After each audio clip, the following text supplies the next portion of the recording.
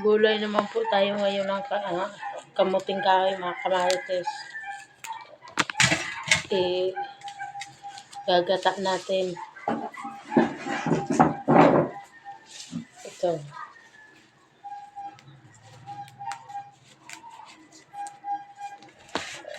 Ito, ganito po ang dito sa probinsya. Kamuting kahoy. Kasi nakakasawa na yung gabi. Kamuting kahoy naman tayo ngayon.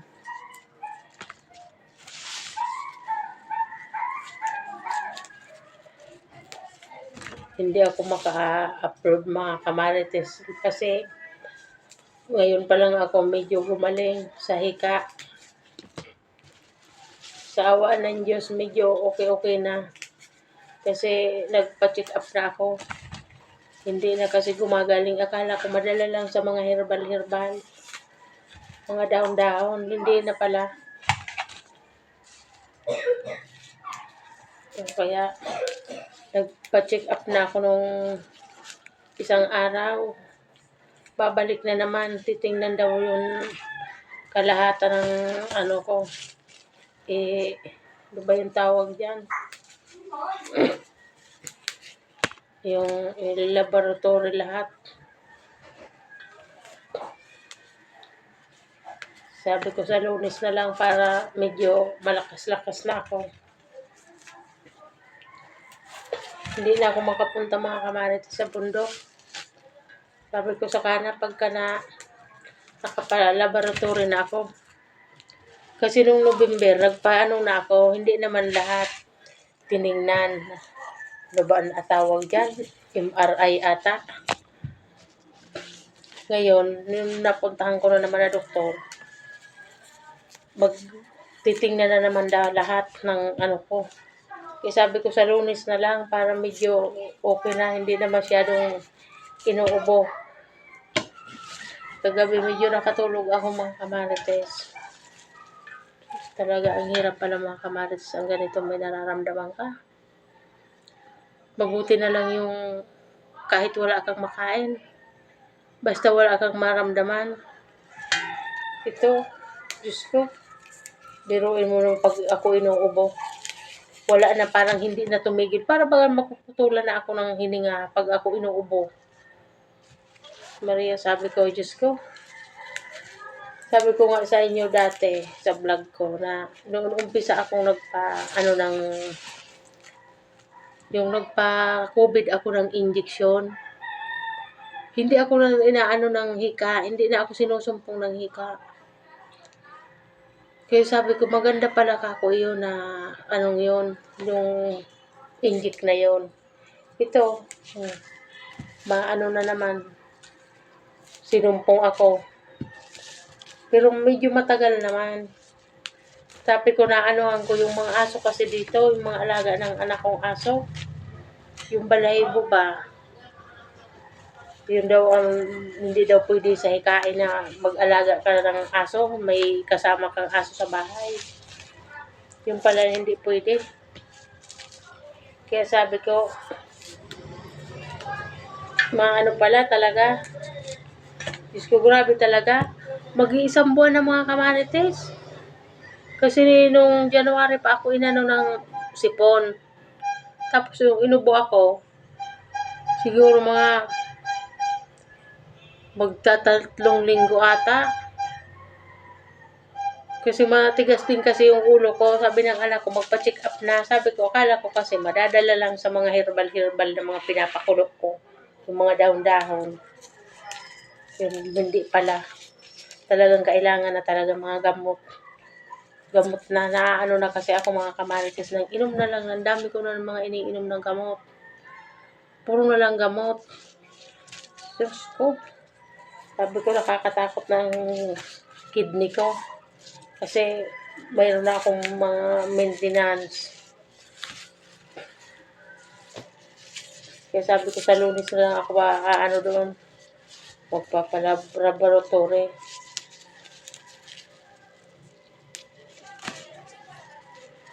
Kahapon na sana. Sabi ko, pagka medyo okay na yung pakiramdam ko, Kasi noong November, nagpatingin na nga ako.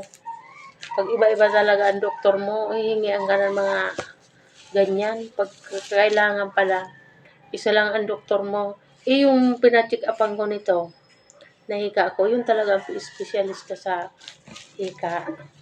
Kaya doon talaga ako daming pausok, yung mga nebulizer, pang pausok, ang mamahal.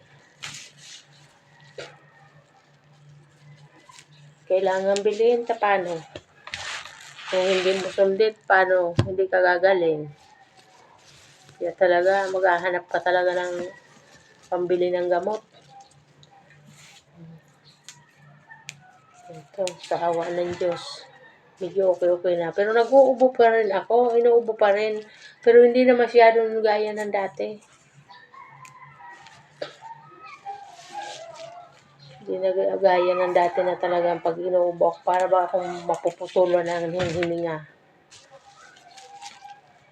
Ito, magugulay tayo ngayon mga kamarites ng kamuting kahoy. Kasi sabi ko, hindi ako nakakatikim ng gulay. Dati doon nga ako napapirmi sa Bundok Kamarites. Yun nandun ako, na napapagod ako, hindi ako sinusumpong nito. Yun dito na ako nagpahinga. Ito, saka ako sinumpong ng hika, siguro dahil nga sa aso. Hindi natin nakikita, umaano-ano na pala yung mga balahibo. Lumilipad yung balahibo, nalalanghap mo.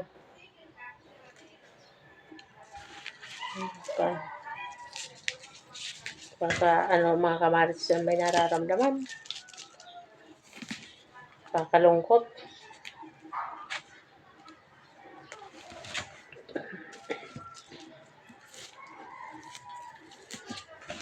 Ito, gugulayin ito ng anak ko. Ako lang ang ganito.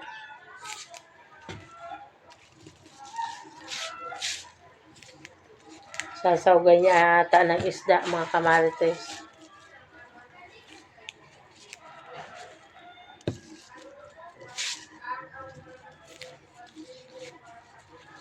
Binili ito. Marami doon sa bundok nito sa amin. Ngayon may dumaan, bumili yung anak ko. Mga matigas na. Mga matigas na, hindi na pwedeng isama sa pagluto. Ang nagbibinta, hindi man lang pinipili. Hindi man lang, basta lang sinasama pa. Hindi na pwede.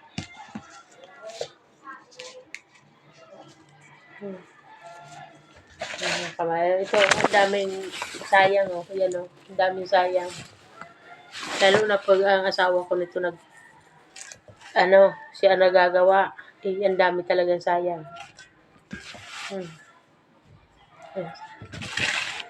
Gugulay tayo mga kamarites. Kasi ihiwain ko daw ito ng maliliit. Ito maliliit. Yun daw ang gusto niya, yung hiwa na maliit. Kasi ako pagka sa isda, ito pinuputol ko lang ito. Pagka inaano ko sa isda, para hindi nakakasawa. Basta ko lang ito, pinuputol ko lang. Yung gusto niya daw itong maliliit. Hihiwain daw.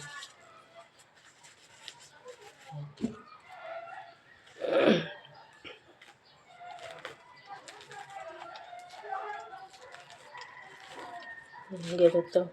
Malalaki nga itong pagkahiwa ko. Malalaki.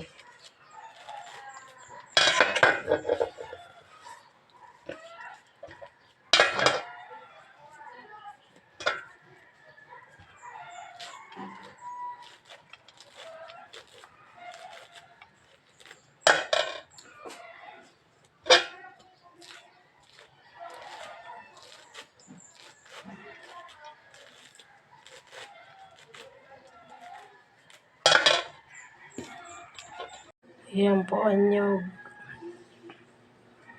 Yan po mga kamarites. Magugulay na tayo. Sasawgan natin ang isda.